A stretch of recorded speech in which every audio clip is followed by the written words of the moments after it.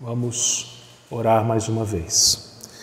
Senhor meu Deus, nós agradecemos, Pai, por esse momento em que podemos Te cultuar, podemos, ó Deus, elevar as nossas vozes, louvando ao Teu nome, Pai. E agora, Senhor Deus, nós queremos, ó Pai, ouvir a Tua voz. Por isso, Senhor Deus, que a nossa atenção, eu peço a Ti que a nossa atenção esteja, ó Pai, voltada somente a Ti nesse instante, que nada, Senhor Deus, possa desviar a nossa atenção e que o Senhor, Pai, pelo poder da Tua palavra, possa falar a cada coração aqui presente. Apesar de mim, meu Deus, usa-me, Pai, para a Tua glória, de tal maneira que o Teu povo aqui presente e a todos aqueles a quem esta mensagem chegar, seja alimentado, seja edificado com a Tua palavra. É isso que eu Te peço em nome de Jesus. Amém. Um dos livros mais impressionantes da Bíblia é o livro de Esther. Acredito que você deva conhecer o livro de Esther e até ter lido já o livro de Esther. O livro de Esther ele vai contar a história de uma moça que acaba se tornando rainha e por causa do ciúme de um homem chamado Amã, ele então faz com que o rei baixasse um decreto para que todos os judeus fossem mortos. Acontece que a rainha Esther era judia, era do povo judeu. Só que o que acontece é que aquele povo então encontra condições para resistir aos seus inimigos, vencer os seus inimigos, e assim os judeus não são mortos, não são destruídos. Uma coisa que chama atenção no livro de Esther é que em todo o livro você não vai encontrar nenhuma vez o nome de Deus. Você não vê o nome de Deus no livro de Esther. E pode até parecer estranho isso, como que um dos livros da Bíblia não tem Deus escrito.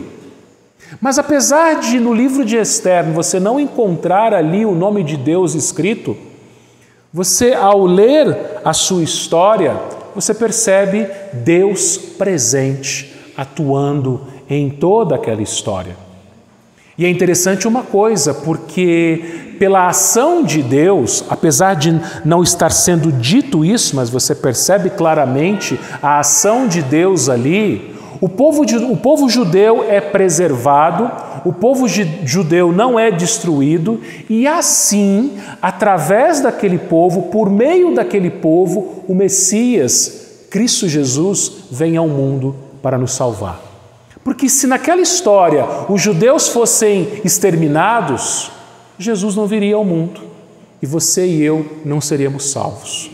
Mas Deus ele agiu ali para que aquelas pessoas resistissem, não fossem mortas e delas, anos mais tarde, viesse o Messias. É assim, meus irmãos, a providência de Deus. Nem sempre a providência de Deus é visível, nem sempre a providência de Deus é clara. Às vezes, Deus age com a sua providência de maneira silenciosa. Você e eu não percebemos, você e eu não conseguimos enxergar, mas Deus está ali, presente, trabalhando, agindo no meio do seu povo para o nosso bem. E aqui em Gênesis 37 é um exemplo disso.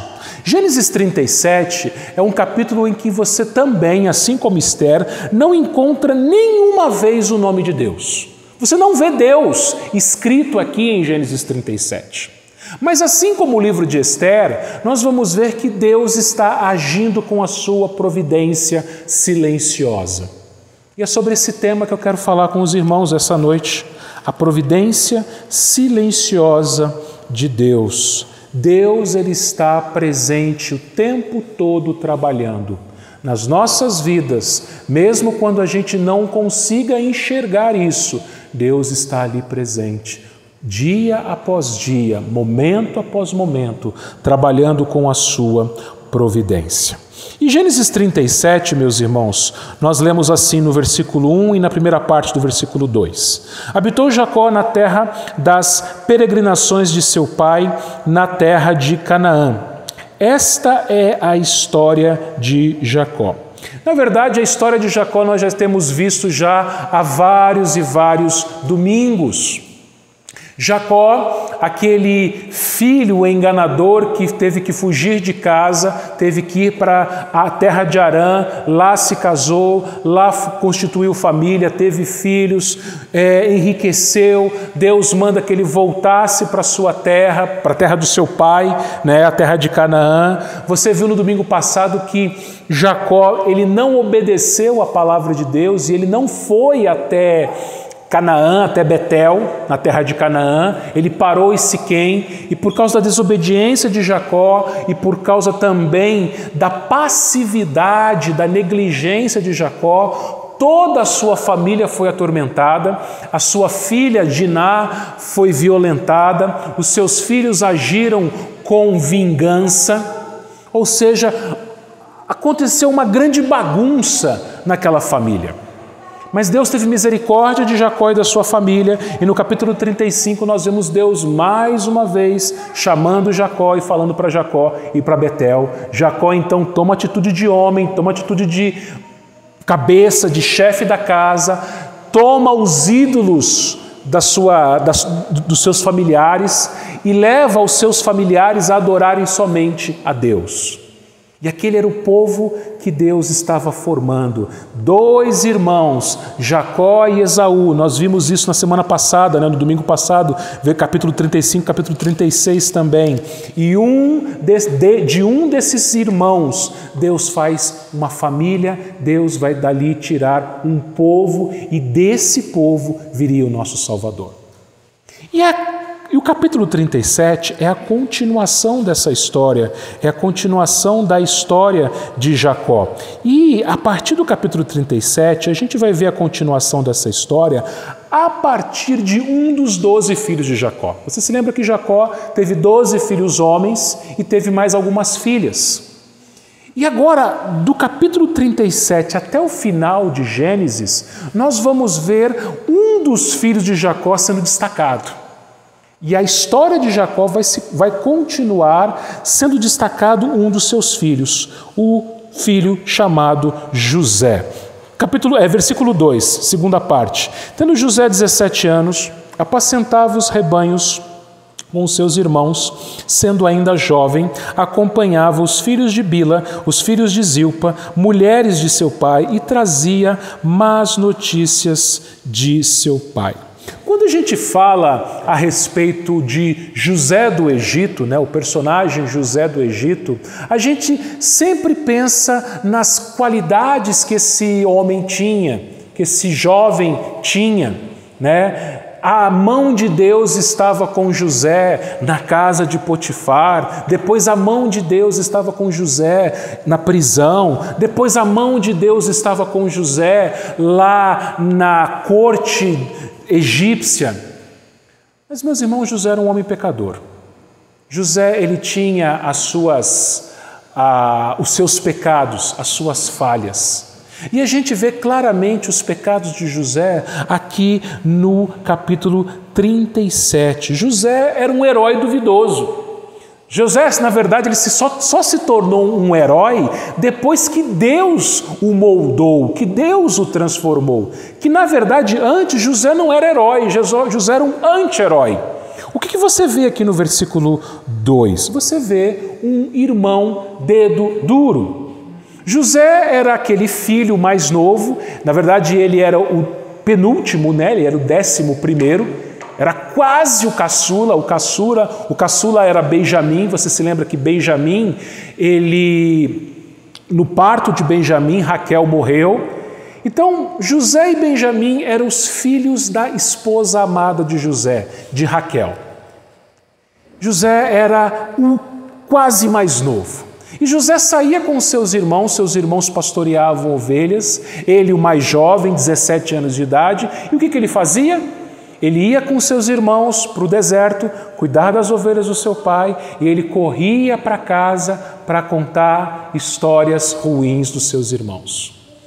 Quem aqui não é o irmão fofoqueiro que nunca falou mal do seu irmão para a mãe? Ô mãe, meu irmão fez isso. Ô pai, o irmão fez aquilo, a irmã fez aquilo. Todas as casas, nas melhores famílias acontece isso. Inclusive na família de Jacó. Sempre tem aquele irmão e olha, geralmente é irmão mais novo, né? Por que será? Geralmente é irmão mais novo. Nas melhores famílias tem aquele irmão que vai correndo para o pai e para a mãe contar as peripécias, as maldades que os seus irmãos faziam. Só que aqui não eram crianças, aqui eram homens, aqui eram adultos. E adulto a gente trata como adulto. E Jacó não fez isso. E nem o próprio José. Vejam, meus irmãos, aqui não está dizendo que José estava contando alguma mentira. O texto nos diz que José levava más notícias dos seus irmãos ao seu pai. Ou seja, José via seus irmãos fazendo coisas erradas e ao invés de José confrontar os seus irmãos, conversar com seus irmãos, ele ia correndo levar para o pai, contar para o pai. O Senhor Jesus Cristo, meus irmãos, ensina a gente fazer exatamente o contrário.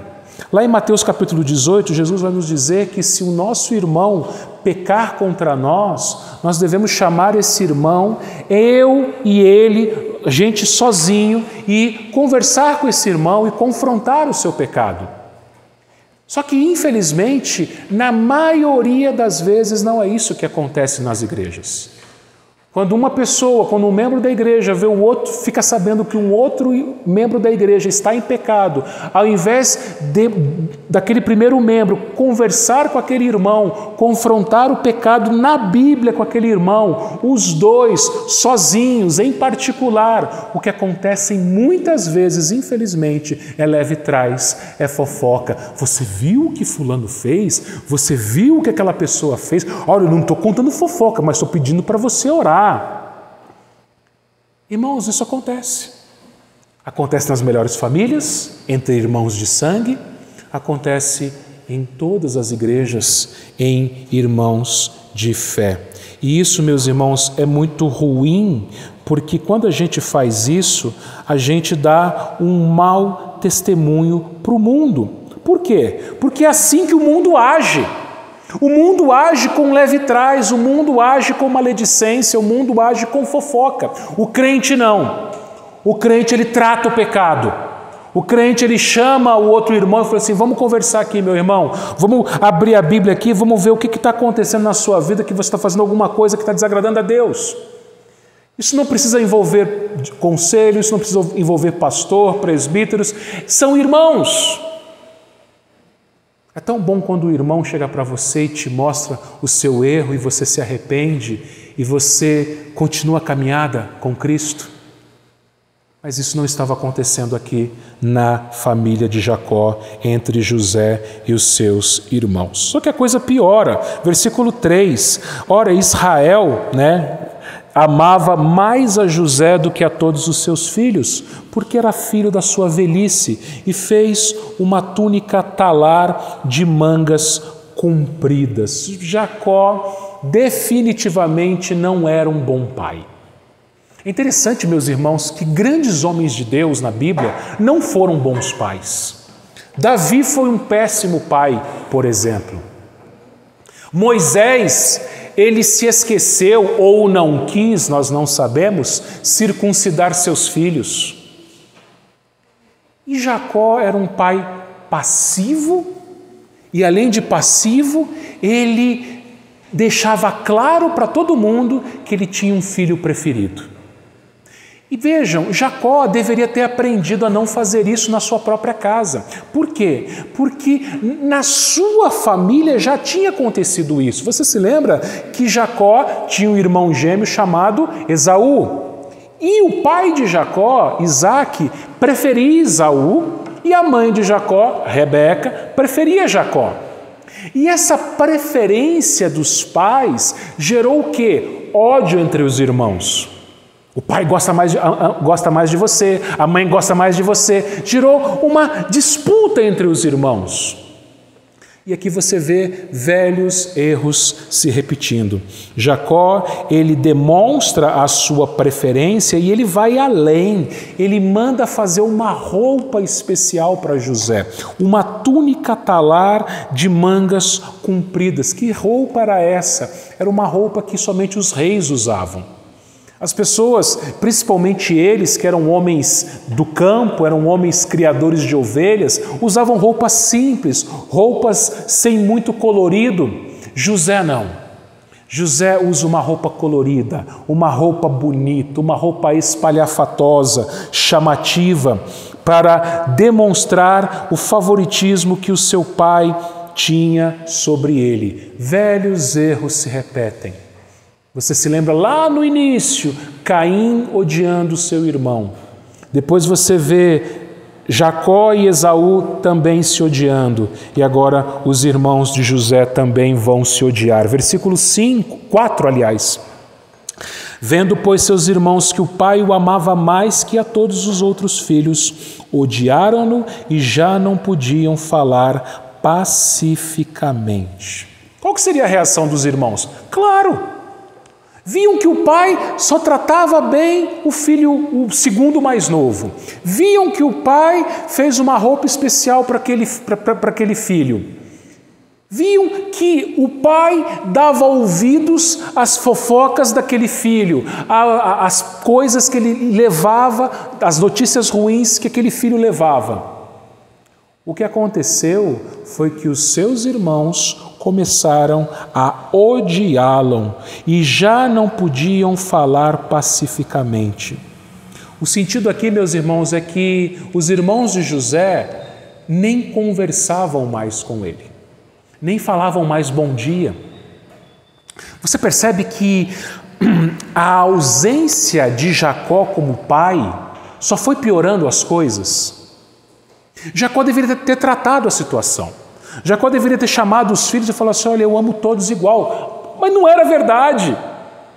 E isso fez o quê? Com que os outros irmãos odiassem José e nem pudessem conversar com ele. Infelizmente, irmãos, isso acontece em algumas famílias. Irmãos não se falam. Irmãos se odeiam. Já não deve haver o ódio entre inimigos. Jesus nos ensina a amar os inimigos. Agora imagina dentro de casa, quando o irmão não conversa com o outro, quando o irmão não fala bom dia para o outro, quando um irmão tem ódio do outro, e o pai sabe daquilo e o pai não faz nada. Irmãos, nós que somos pais, e de novo, o livro de Gênesis, ele cobra muito isso dos pais, homens. A gente tem visto isso. Por erros de pais, famílias sofreram. A gente tem visto isso desde Noé. Lembra que Noé, ele se embriagou e fez com que o seu filho mais novo, Cã, pecasse. Jacó aqui, de novo, está trazendo sofrimento, trazendo angústia para a sua casa por causa de um erro dele. E ele vê os filhos se odiando dentro de casa e ele não faz nada, só alimenta o ódio, dando uma roupa diferente para o seu filhinho querido. Então, meus irmãos, a Bíblia deixa muito claro isso para nós. Você que é pai, que está aqui presente, mesmo que os seus filhos já sejam adultos, mesmo que seus filhos já tenham saído de casa, cabe a nós sermos pacificadores, coisa que Jacó não era.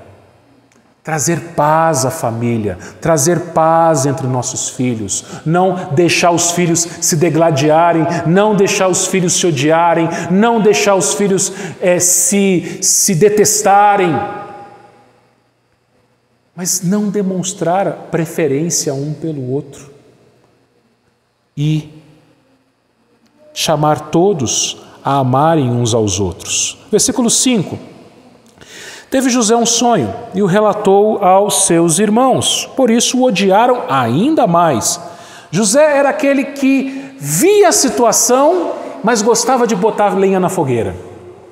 E ele teve um sonho, ou dois, e contou aos seus irmãos. Versículo 6, ele disse: rogo-vos ouvi este sonho que tive. Atávamos feixes no campo, e eis que meu feixe se levantou e ficou em pé, e os vossos feixes o rodeavam e se inclinavam perante o meu. Então lhe disseram seus irmãos: reinarás com efeito sobre nós, e sobre nós dominarás realmente. E com isso tanto mais o odiavam por causa dos seus sonhos, das suas palavras. Teve ainda outro sonho, o referia a seus irmãos, dizendo: sonhei também que o sol, a lua e 11 estrelas se inclinavam perante mim. Contando-o a seu pai e a seus irmãos, repreendeu o pai e lhe disse: que sonho é esse que tivesse? Acaso viveremos eu e a tua mãe e teus irmãos a inclinar-nos perante ti em terra? Seus irmãos lhe tinham ciúmes. O pai, no entanto, considerava o caso consigo mesmo. Vejam, meus irmãos, os sonhos de José, eles foram verdadeiros. José não sabia exatamente o que significava aqueles sonhos ainda.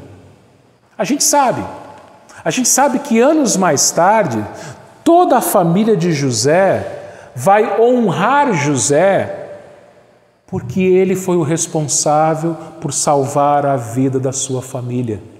Eles iam morrer de fome, se lembram? E José foi o homem colocado por Deus no Egito para preservar aquela família de morrer de fome. Só que José, ele se gaba. Os seus feixes se inclinavam perante o meu feixe. O sol, a lua e 11 estrelas se prostravam perante mim. José sabia que aquilo tinha um significado de que ele seria honrado. José, meus irmãos, como eu disse, ele não era nenhuma pessoa sem pecado, nenhum santinho, como dizem. José, pelo contrário, quando jovem, era orgulhoso. José era soberbo. José se achava melhor que os outros. José se achava melhor que seus irmãos. O que isso aconteceu? Só provocava ódio no coração dos seus irmãos. E Jacó não fazia nada. Mas a história continua. Versículo 12. Seus irmãos lhe tinham... 12. E como foram os irmãos apacentar o rebanho do pai em Siquém, perguntou Israel a José: não apacentam teus irmãos o rebanho em Siquém? Vem, enviar-te-ei a eles, respondeu-lhe José: eis-me aqui. Disse-lhe Israel: vai agora e vê se vão bem os teus irmãos e o rebanho, e traze-me notícias. Assim o enviou do vale de Hebrom, e foi ele a Siquém. E um homem encontrou a José, que andava errante pelo campo, e lhe perguntou: que procuras? Respondeu: procuro meus irmãos, dize-me, onde apacentam eles o rebanho? Disse-lhe o homem: foram-se daqui, pois ouvi-os dizer: vamos a Dotã.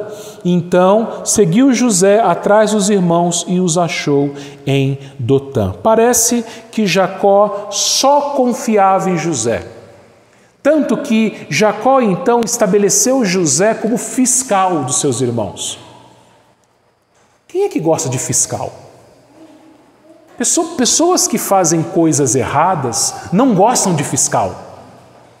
Uma pessoa que faz coisa errada, ela não gosta de fiscal, de ser fiscalizada, né, de ser cobrada. Se você está fazendo tudo certo, tudo não tem problema.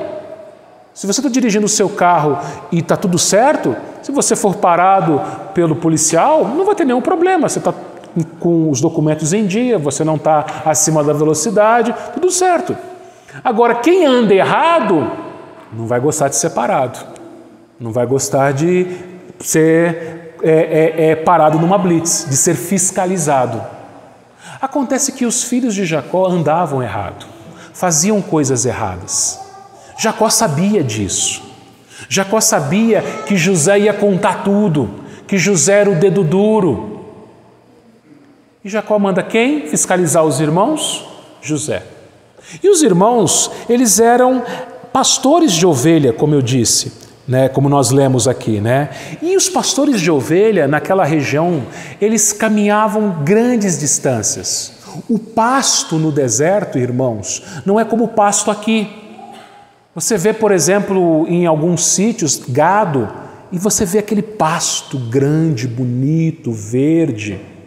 No deserto, o pasto é diferente. Por quê? O que tem no deserto? Areia, areia, areia e mais areia. E de vez em algum lugar, um cantinho, tem um tufo de mato, de pasto. Em outro lugar, em outro canto, um outro tufo de pasto. E os pastores de ovelhas, o que eles tinham que fazer? E eles fazem isso até hoje. Naquelas regiões do Oriente, até hoje é assim. Eles pegam os seus rebanhos e eles saem como se fossem nômades. Eles caminham quilômetros. No caso aqui, eles estavam cerca de 80 quilômetros longe de casa.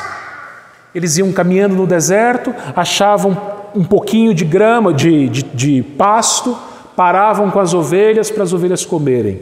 Terminava, continuava a caminhada, eles acampavam e ia.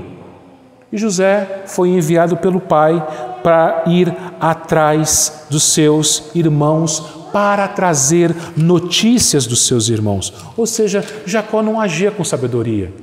Jacó podia ter mandado outro, mas Jacó manda justamente aquele que era odiado pelos seus filhos, aquele que não tinha um bom caráter. De novo, um pai negligente, um pai que não foi sábio. Versículo 18.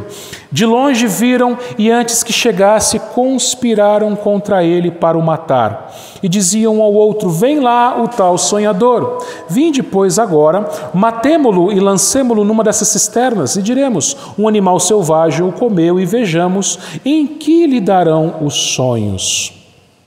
De longe, os filhos de Jacó viram José com aquela roupa chamativa e zombaram do irmão. Era motivo de zombaria. Aquele jovem, aquele adolescente vindo com aquela roupa chamativa, colorida, lá vem o sonhador. Mas essa zombaria, irmãos, se tornou num ódio assassino. Porque eles tomaram uma decisão aqui. Qual foi essa decisão no versículo 20? Vamos matar. Vamos acabar com o problema, vamos acabar com o sonhador, vamos acabar com aquele que vai dedurar a gente, que vai contar as coisas erradas que a gente está fazendo para o nosso pai. Vamos matar. Irmãos, a que ponto o ódio pode chegar? Entre irmãos. Foi isso que aconteceu na primeira família, você se lembra, né? Caim teve tanto ódio do seu irmão no coração que chegou às vias de fato e matou o seu irmão. Aí você pode falar, mas eu nunca faria isso. Bom, Jesus disse o seguinte, lá em Mateus 5, 21 e 22. Ouvistes o que foi dito aos antigos, não matarás e quem matar estará sujeito a julgamento. Eu, porém, vos digo, todo aquele que sem motivo se irá contra seu irmão estará sujeito a julgamento, e quem proferir um insulto a seu irmão estará sujeito a julgamento de tribunal, e quem lhe chamar tolo estará sujeito ao inferno de fogo. Jesus está ensinando aqui o seguinte, que você pode nunca atirar em ninguém, pode ser que nunca você esfaqueie ninguém, pode ser que nunca você jogue seu carro contra alguém, pode ser que nunca você mate ninguém. Mas se você odeia alguém no seu coração, você já quebrou o 6º mandamento. Porque quando a gente alimenta o ódio contra uma pessoa, a coisa que a gente mais deseja é que essa pessoa suma. Não é assim? Suma! Não quero ver mais essa pessoa. Para mim ela morreu. Matei essa pessoa no meu coração. É isso que eles fizeram aqui. A ponto de que estavam dispostos a matar de verdade. A chegar mesmo, a matar o seu próprio irmão de verdade. E um detalhe, aqui é povo de Deus, tá? Aqui é o povo de Israel, a família da aliança, as tribos, os filhos de Jacó. Isso pode acontecer mesmo no meio de crente. Mesmo no meio de crente, mesmo no nosso meio, mesmo nos nossos corações, a gente pode nutrir uma amargura tão grande, um ódio tão grande, que a gente pode desejar que o outro morra. perigoso isso. A história continua, versículo 21. Mas Rúben, ouvindo isso, livrou das mãos deles e disse: não lhe tiremos a vida.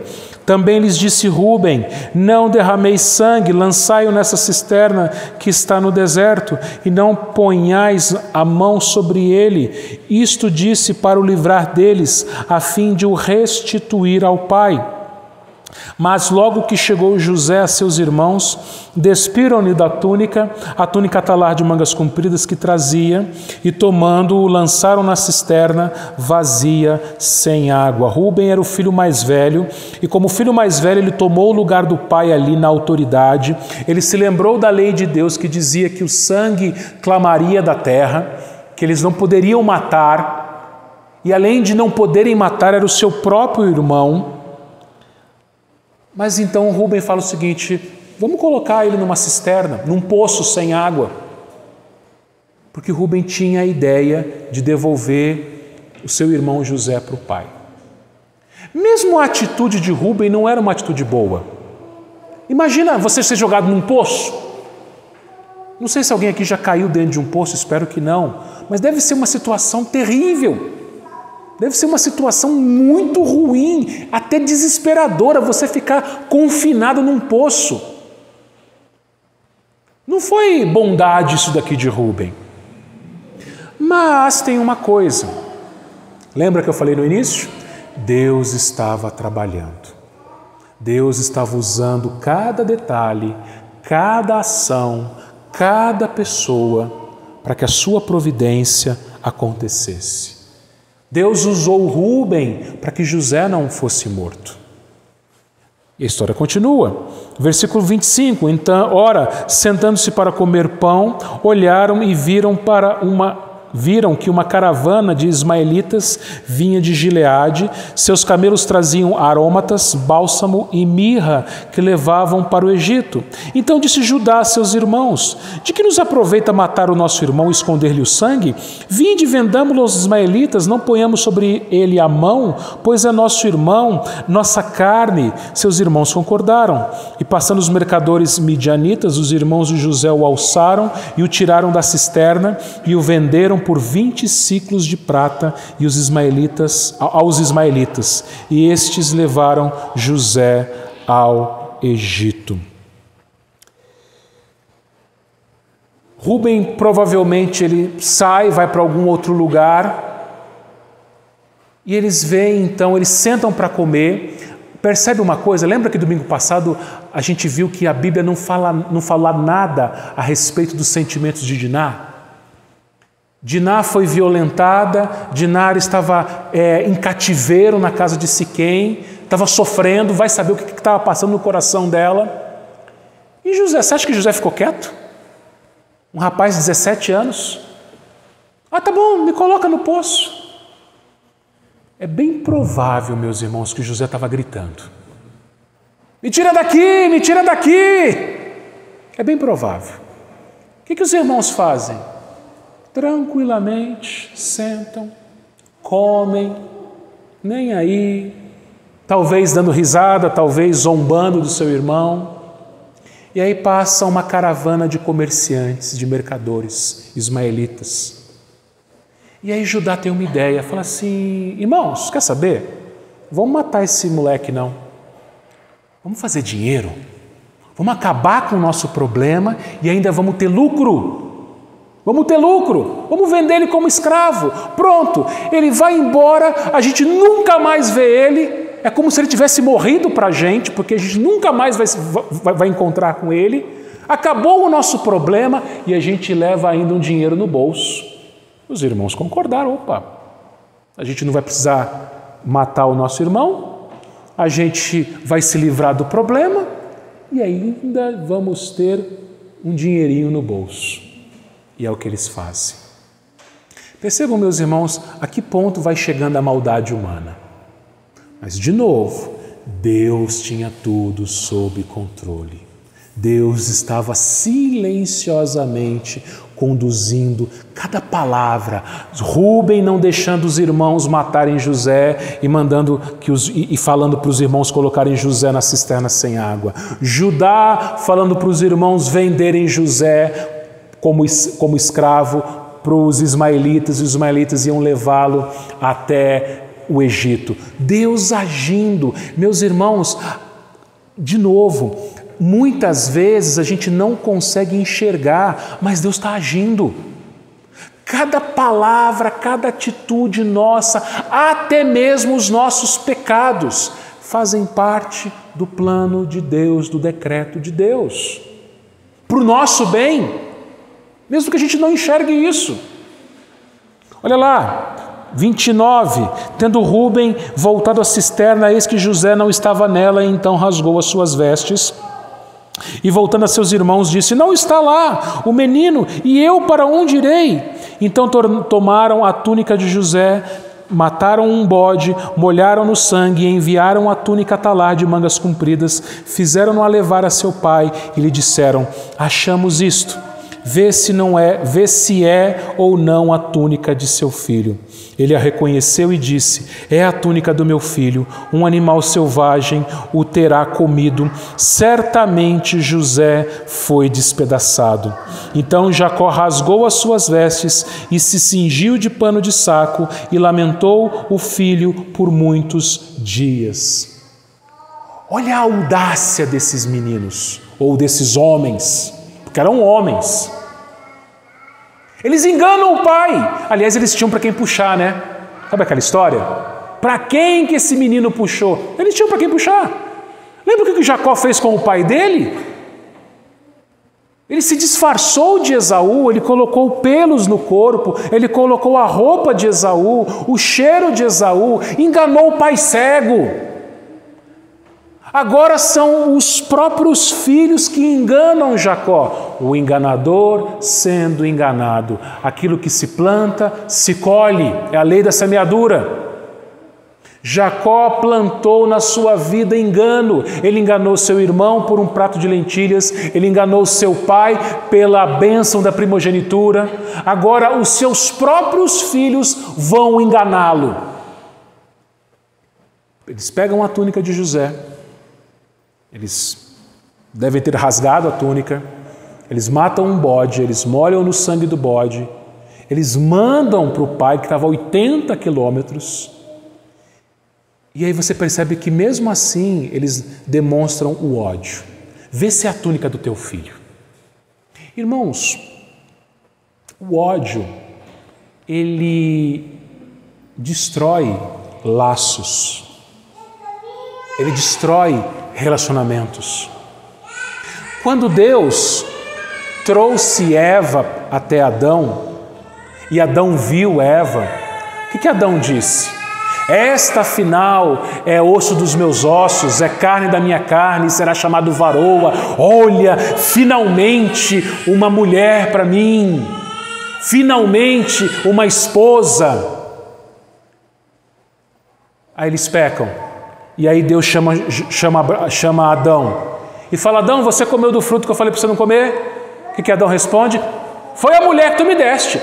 Não foi a mulher que tu me deste. Agora não tem mais osso dos meus ossos. Agora não tem mais carne da minha carne. Agora não tem mais. É a mulher que tu me deste. O pecado, irmãos, destrói relacionamentos. Os filhos de Jacó não mandam a roupa de José e falam: é a roupa do nosso irmão. Não, é a roupa do teu filho. É o teu filho.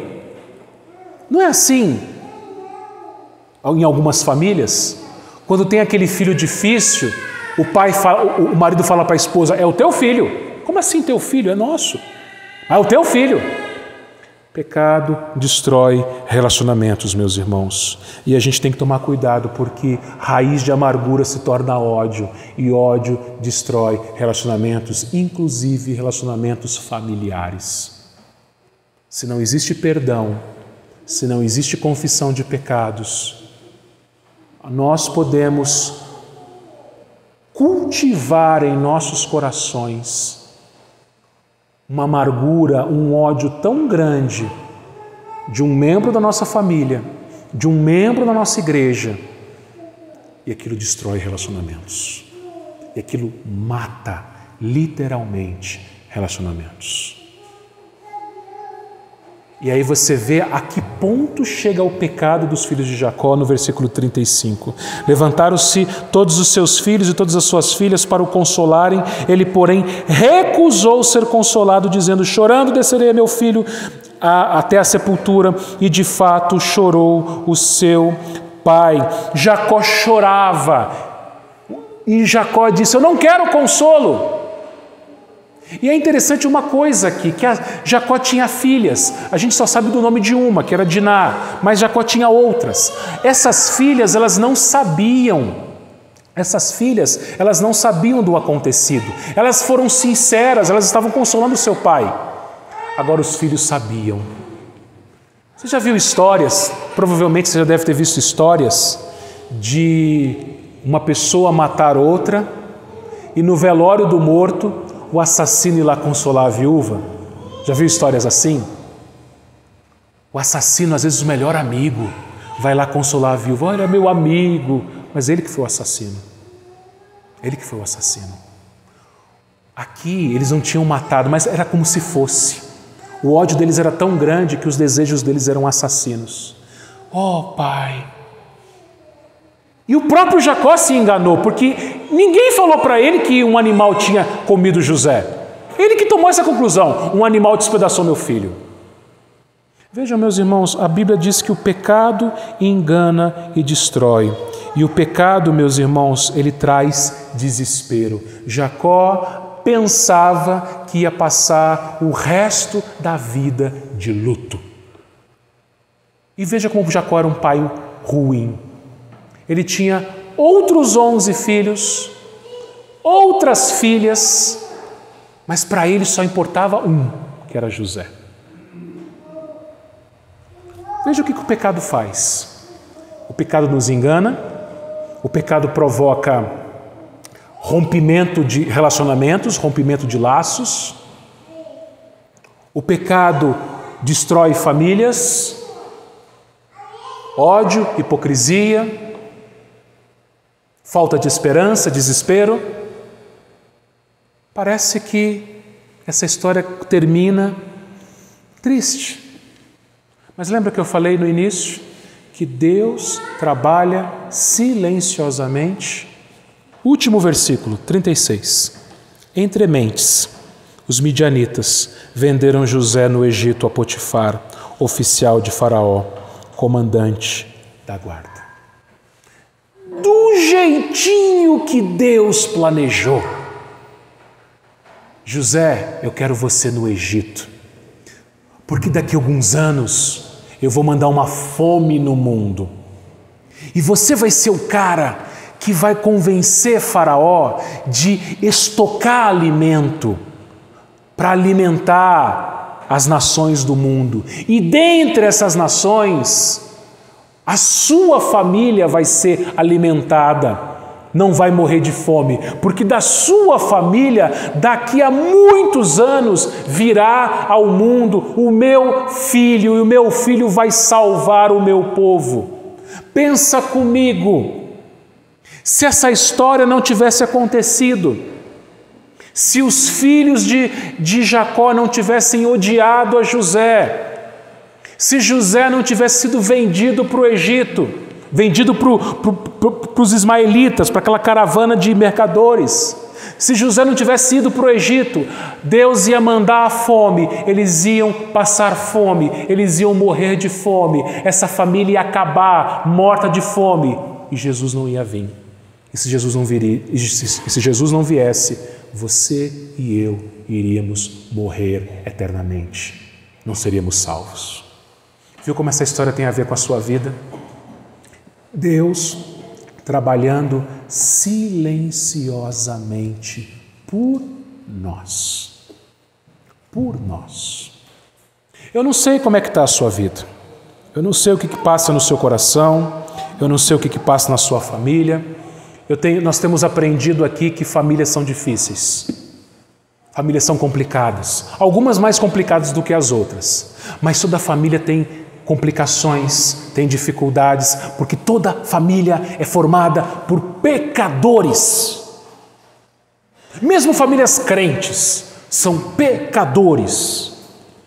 Pecadores. Mas Deus ama as nossas famílias. Talvez você olhe para a sua família e você não veja esperança. Talvez você esteja como Jacó, esperando a morte chegar. Não vê mais esperança nenhuma das coisas melhorarem. Talvez na sua família existam raízes de amargura, como tinha nos corações dos irmãos de José. Talvez na sua família tenha gente orgulhosa, como o próprio José. Mas lembre-se do seguinte: Deus silenciosamente está agindo, está trabalhando. Apesar de nós, usando inclusive os nossos pecados, para o nosso bem, para nos ensinar. No Egito, José foi quebrado. O orgulhoso filhinho do papai que tinha roupa colorida, agora é um escravo. Aquele que se exaltava acima dos seus irmãos, foi derrubado por Deus na escravidão, a ponto de ficar esquecido na prisão. É uma outra lição que a gente aprende. Cuidado, algumas pessoas são orgulhosas, inclusive crentes. Deus ele pode quebrar, e ele quebra. E ele joga onde ele quer. Para quê? Para nos ensinar a depender dele, para nos ensinar a adorar somente a ele, para nos ensinar a servir aos outros. Foi o que José aprendeu. Anos mais tarde, mesmo ele sendo uma autoridade no Egito, ele serviu aos seus irmãos. Ele agora não era mais orgulhoso. Lá no Egito ele vai aprender a ser um servo. Deus nos quebra, meus irmãos, às vezes. Deus tira coisas da gente. Deus tira pessoas da gente. Deus tira privilégios da gente para nos ensinar a dependermos somente dele. Então confie nele. Saiba que ele não está parado. Ele pode estar em silêncio, mas ele está trabalhando na sua vida, está trabalhando na sua família, está trabalhando nesta igreja para que a vontade dele seja cumprida, para que os decretos dele sejam cumpridos. Que ele nos abençoe, meus irmãos. Amém.